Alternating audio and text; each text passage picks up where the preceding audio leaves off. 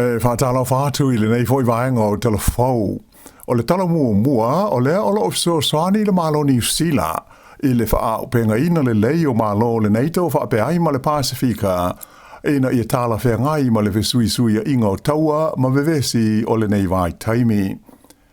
Na malanga I Turkey le minsta le puinga o Chris Penk I le vai aso taluai. Moni fontanga a malo o le neito e awhi ai ia le whono mo mata opu tau le puinga le Defence Industry Forum. O le awai o le minsta I ia fontanga ona o New Zealand o se tasi o sui awai o le maftanga a le Pasifika lea e ta ua o le Indo-Pacific Foa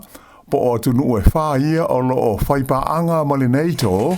I te tonu o le Pasifika ma Asia lea e awhi ai Australia o Korea I Saute whapea ma le malo o Japani.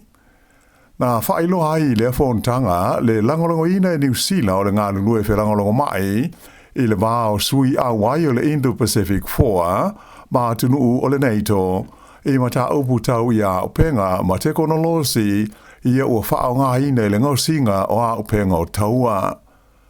Sa malanga ma le li minsta mo ia fontanga I Turkey ia sui o kompani e lua New Zealand ia a fia tele businessi tau ia upenga o le puinga.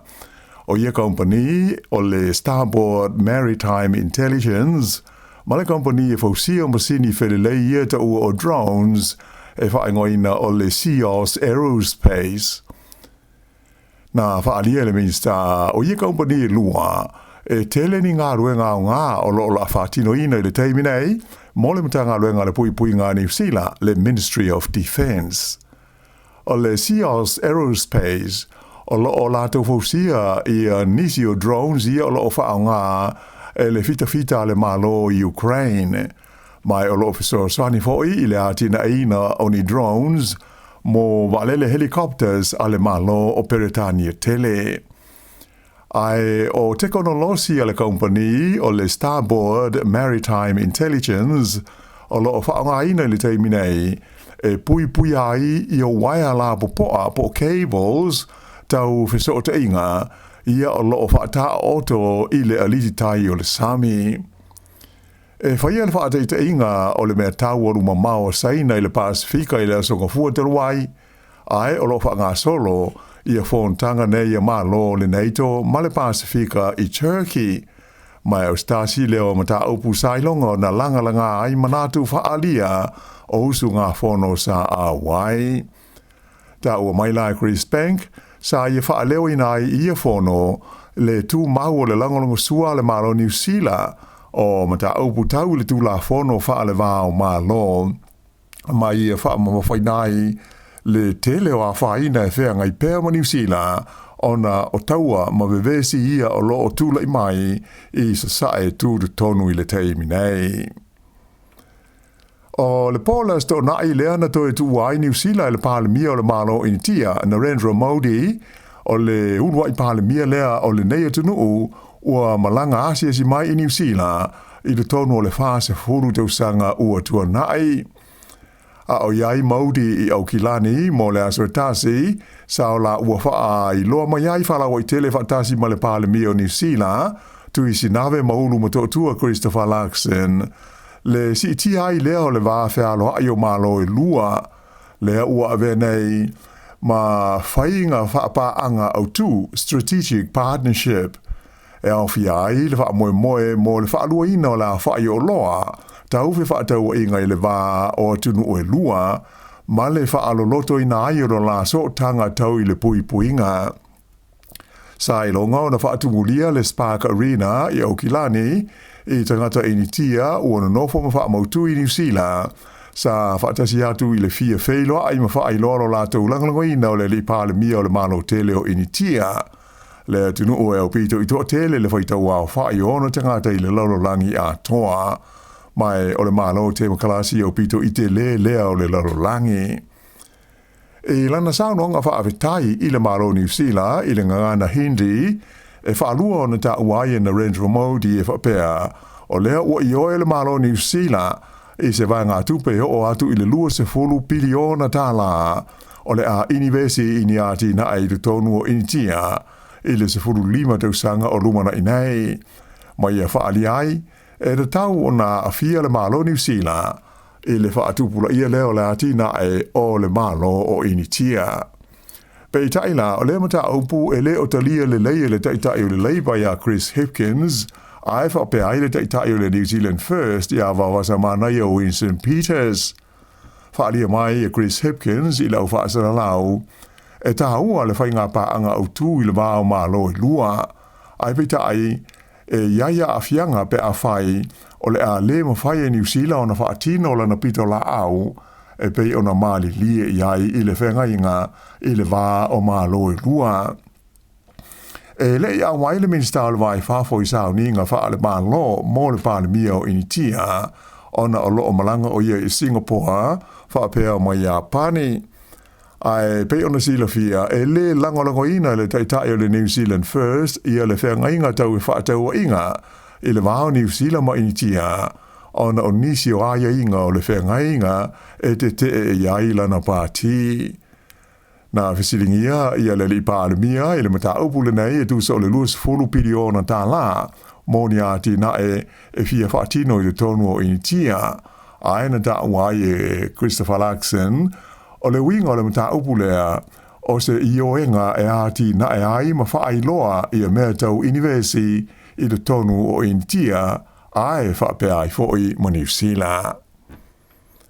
Sa pa ma whaititia le tūlanga o ngā luenga whauwhale i le tonu o New Zealand, i nai tau sanga ua tua na e tunei, mai ua iloa ia whaamaungaunga, o le a umia se taimi o na toe maualeo le tūlanga le lei, e pei o na iai mua. O le ngāsa longa o le vaenga o le atina e o New Zealand, ma i le tūlanga le lei, wha le tonu ma toe foi i le lei, e fōringa ua le o toe whaape nā i le nei vai taimi, ona o tūlanga whaititia o ia foi ngā ruenga, i nai tau sanga ua tua na e tu nei. Whailo mai e le pule whaatonu o le kompani e whaiei ai tā lafu, o le Centrix, o le o Keith McLaughlin, e mauti nolava e le o le tausanga nei e toe foi ai i se le lei, ona o le palo te tele le o lo loma, a e whape ai ma le sitia o le fua o tului o tupe ai tā lafu, ma le pa u i lalo o whape le wha le tonu o mea tau pisnisi, ai mai se ai le tūlanga alualu malie o lo o iai, ia le vahenga o whale fau e fia fau sia. Whaalia fo e McLaughlin, e telepis nisi ma kompani fau whale, lesi talaina sa whaata ape whaale tūla whono, i le lua awhe luas fulwha, ma le lua awhe luas fulima, ona ua le aini ngā luenga tau whale, ma ua whaale tonu le tutongi na wala tau ai tā lafu mō ngā luenga whai. Ai ua mai tauina, le iai o sina le lei, i le awha mua le tausanga le nei lua awhe luas fuluono, e atangi ai, ua amata o na wheo lolo mea tau tupe a kompani, ma pis nisi whawhale o lo o le toe pea, ai mai se o le toe tongi na wala tau ai tā lafu. Pei tā aisa wha mawina, e lima sa lau lima fultasi le a whainga, na wha ai titia ai le a whai o pis nisi whawhale le stalaina, i le whaai ungo le tausanga na te anei, pe tusa o le awha o ia pis nisi, na awhia i le fausia o meo flats, ma isi tu ai ngā whale to tele tangata e non nofo ai. O ia tūlanga pe o na whaai lo mai e McLaughlin o le Centrix Finance, e whaalangolango i le tūlanga o le maketi o whale mai lea taimi i lea taimi. Ai o le tūlanga pa u o le maketi mo ngā luenga whawhale, o lo o manino mai wha maunga le mta ngā luenga o whainu mela wha maunga le Stats NZ, i le Masino Uni o le tausanga nei, lea o ilo ai sa si tia pēr la wha ingo whale ia to tele te ngātai no nofo ai po flats mo au ainga i le toru tausanga o mwae ai e le i ai se si tanga o le maketi mo whale motu o tangata tei to tasi. Sa si tia le tasi te si whapasene o whale mo tangata e to tele e no nofo ai talu mai uni o le luafe lus furulima lea na wha amawina i le 2 miliona ma le fitus furuluafe e tu sa lea ma le tolu pasene ua mawalungai nai lo le luafe luas fulu ma le tolu.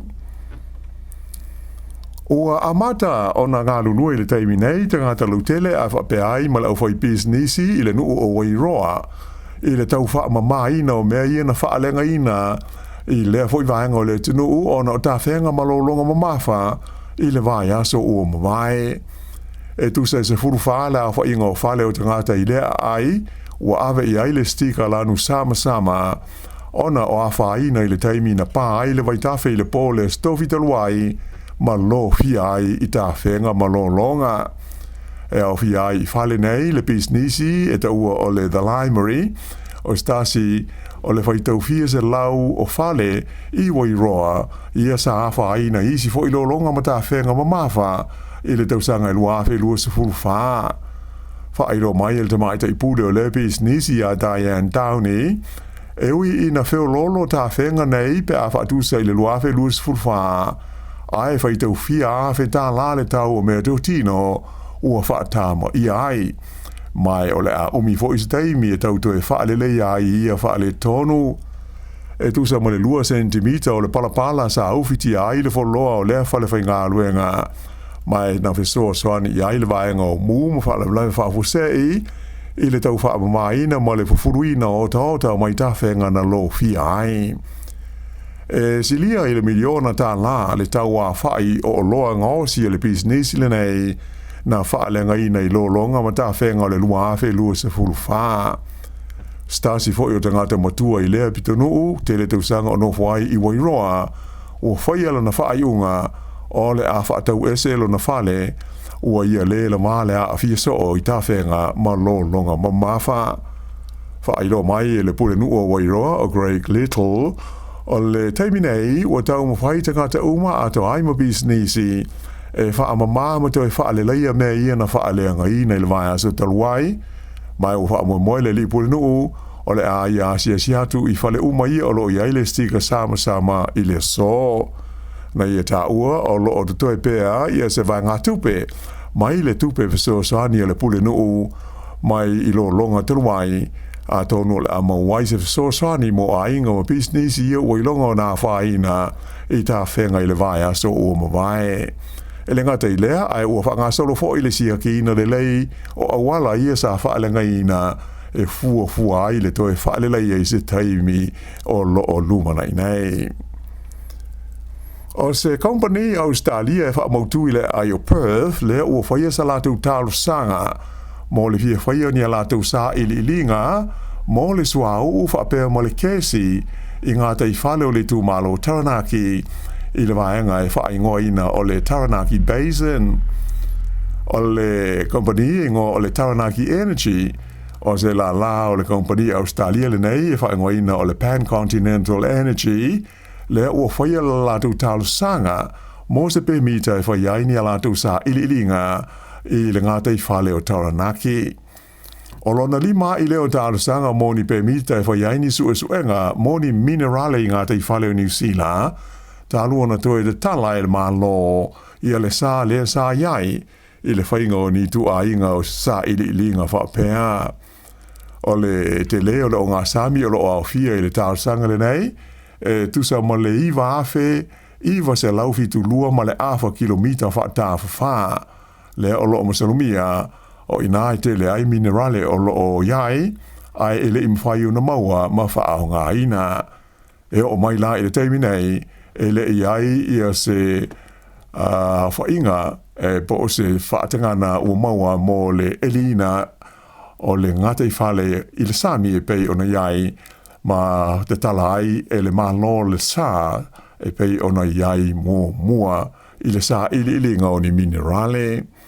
O le whaia o le tārsanga le nei le company le Taranaki Energy, e langolango ina malo si le minsta o ala manuia o Shane Jones, le ana ia ta umai, e te lea le o ngā mo le atunu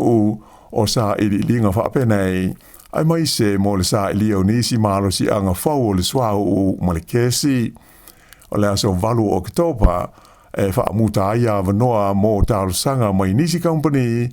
o lo ofia maua ni pemita e whaatino ai, ni ala tau fo i sa ili linga ma suenga whapea i ngā tei whale o Taranaki.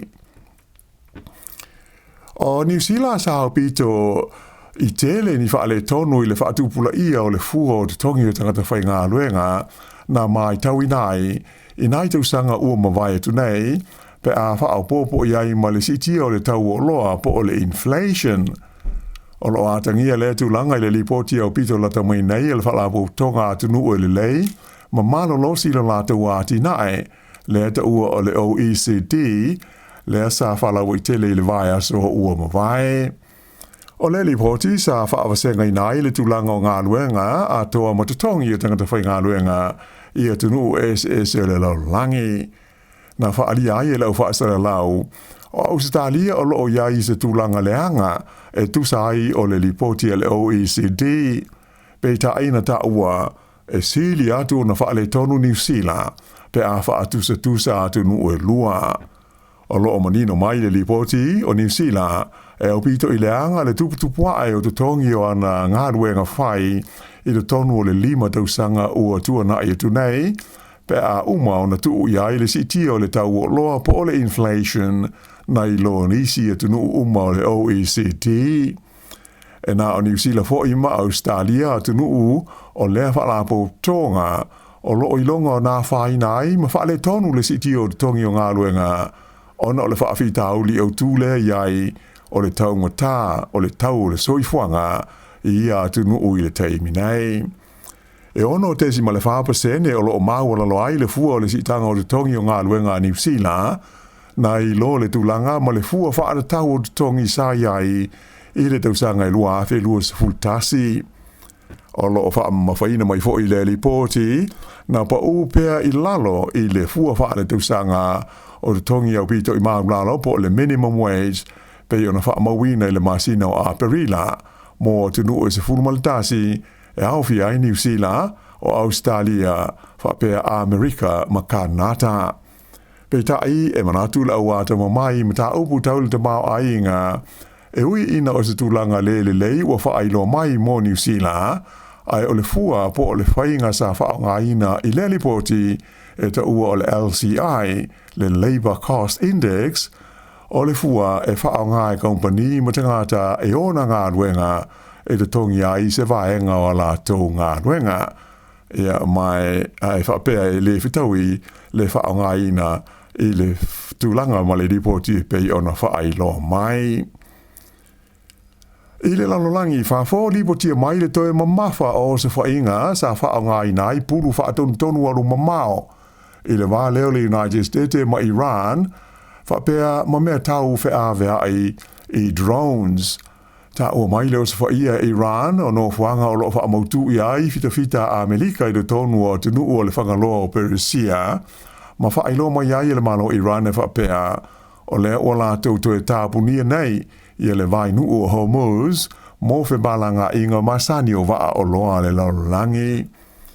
O le toi amatali ai o ia vevesi le vau I tu e lua I nai aso o mai atu nei, le na mafua ai na whaadia mai le Palestine Amerika ia Donald Trump, ua whaamuta ia le malienga le na tauwhi ai le pāpā whana o le tauale nei, pei o na amata mai la so lua sa fuluwaru o Februari, I o sa whainga isala eluma Amerika whaasanga ia Iran. Pei ta ila na whaadia Donald Trump, o loo matala pea ia le avanoa mo ni talanoanga e whaia I le vau I tu e lua. Ua so o ietu langa mani o whainga sa whaia Iran whaasanga inisi o wa o loa I le tonu o le vainu ule nei o Hormuz. Whailo mai le malo Iran I leo sa, lo lātou whaatama ia lea o lona lua o wa o loa, ma tu ina mai aise lātou whaalinga e whapea o le a tāpunia le vainu le Hormuz, mo fe malanga inga o wa o loa I le teimi nei, e whaato ato e te Tala, pe a whai, o le a tāu fia ma wha uma, le a ia ina pea le malo Amerika, o ma tā upu I te tonu o lea vahenga o le ke lope. Ua fola mai ai fo I le malo Iran, o lātou wha moe, e tau ia, ia le whasiuti ai o le lātou te sili o Ali Khamenei, le ana maliu I la so mua I o sa whainga Amerika ma Israelu e whaasanga ia Iran. Ua whaamalia ina ia le whaia o ngaulu o le olopeleki I le malo ai o na au ia Italia I le Poles to nai pe ta isa fa mawhaina mai Dave Rennie, e mana o mia ona matua malosi ma ato toa le whaatino ino le taalonga, i le taalonga lea o le aso nei, ma le au malosi a Ialani. Whaalia Rennie, sa iai whaale tonu sa mai ta wina i le ulua i se fulu 5 minute mua o le taalonga i le astona i Wellingtone, o le i amata on tau whitau i le lei ngā yo i ngā le au, e pei ona moli mawina i le po, ai pei ona silsila mai mo ia i le taalonga, na o le wha ai na sini ai o le olpereki ina ua tā le malo longa, ai o le afa muli lea na so ai la tau skoe tolu, o le lua o ie skoa na maua i le wingi o Will Jordan, lea sa tolu ona skoa na maua i le taalonga. Pei tai, na mai ta wina le umio na le to e maua seisi ai o le olpereki, ai mai se le luas furua nga i luas 5 minute whai u o le afa lona lua. Na ta wai le li whaia o ngaulu, e mana o mia e lana au o na ato toa le whaatino ino le taalonga, pe a ta alo ma ai lani le Eden Park, i le asto na ai a saunei, i lona tolu ala tau taalonga o le taumusanga le kapi wha le vāo ma lo, le Nations Championships, pe ona whaanga solo ai nei. O Aialani o lo tusa ma New Zealand o ta ilua o la ma lo, na mua ma lo Aialani a Australia le vai sa taruai, i ai e tolu le tolus fultasi, ona toe ma lo ai le la taalonga ma Japani le whae unga le vai aso, i ai e tolus fuluono i le lua se fulu. O le taalonga i le sto na i asau nei, o le a tau mawhai ai le olpeleki, e pui lana matatia, le ua 5 furulua taalonga wha le vāo ma lo, e le i whaia ina ai le malae o le Eden Park, taru mai le tusanga, tasi iwa wha. I le tamunsanga o le ipo le langi taalonga soka le tupao li, o lea ua sao engelani whaapea ma Argentina i le vaenga o le semi-final, e pei ona iai le taunu unga o la tau taalonga i le arsa. O engelani na malo i le la quarter final ma le aua Norway, i ai e lua i le tasi. E uma le taimi whaatulanga ino le taalonga o du tusa e tasi si koa, o na whaapopo ai leo le taimi e tolus 4 minute, lea na mawai le skola na rua engelani e Jude Bellingham. O le quarter final muli o le taunsanga, le vale o Argentina ma le aua Switzerlani, i le fiafio le sa na malo ai Argentina i ai e tolu i le tasi. O Argentina e pei ona sila fia le o lo umia le ipo le langi, mai le taunsanga te luai, mai mauti noa, o le panga lea engelani i lona lua o semi-final e whaia i le stofi le vai so nei. Ai o le semi-final mua, lea o le awhetau iai nisi o au malolosi o le taunsanga, o le au lea falani, ma le au sepania po o Spain, i le aso lulu o le vai aso muli le nei o le taunsanga. E mai mawhai una mai moina i a talonga uma le TV a New Zealand, e le ai se tongi. E kirikiti whaale wāo malo le tūpāo li, whaia ina le Black Caps a New Zealand le talonga mumu o le series e 5 talonga, ta itasi aso po ODIs, i le vāma le awa le West Indies, le sa whaia i le Ayo Guyana, i le sa Navi, sa ta mumu New Zealand maua lātou ai lua se lauonos furfitu, ai to tasi le te ano to toi o lātou owa e 5 se fulu. Na tuli ia ai le West Indies, mai o le panga, se lautolu tasi ai na mawai a Casey Carty, ma le li kapteni a Shai Hope, sa viso swani tele i le taanga le West Indies, ma mawai ai o New Zealand, ai to e fitu te ano to toe, manu malo ai le West Indies i le ta alonga. Lona lua lao ta alonga le vāo au i lua, o le awhai fo i Guyana i le aso lua o le vai aso nei. Whai unga le nao telefou.